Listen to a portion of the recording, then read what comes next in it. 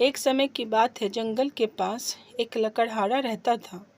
वह जंगल में लकड़ी इकट्ठा करता था और उन्हें पास के बाजार में बेचता था कुछ पैसों के लिए। एक दिन की बात है, वह एक पेड़ काट रहा था। तभी हुआ ये कि गलती से उसकी कुल्हाड़ी पास की एक नदी में गिर गई।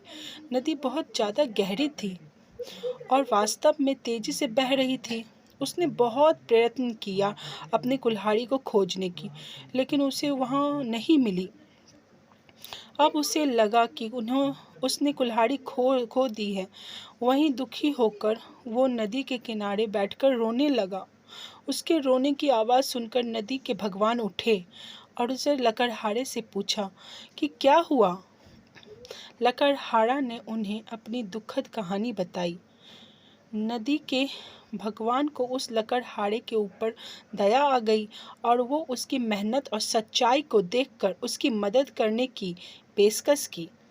वो नदी में गायब हो गए और एक सुनहरी कुल्हाड़ी वापस लाया।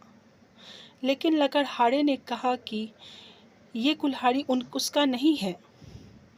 फिर वो गायब हो गए और अब की बार उन्होंने चांदी की कुल्हाड़ी लेकर वापस आए।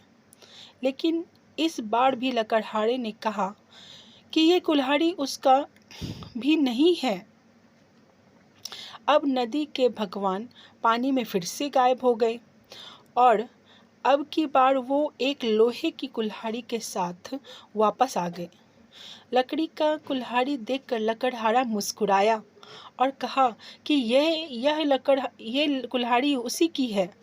नदी के भगवान ने लकड़हारे की ईमानदारी से प्रभावित होकर उसे सोने और चांदी की दोनों कुल्हाड़ियों से उसे भेंट किया।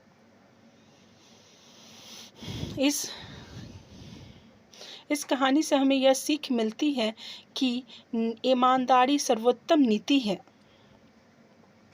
ये कहानी आपको कैसी लगी? यदि अच्छी लगी होगी तो प्लीज़ सब्सक्राइब कीजिए और लाइक कीजिए। Thank you.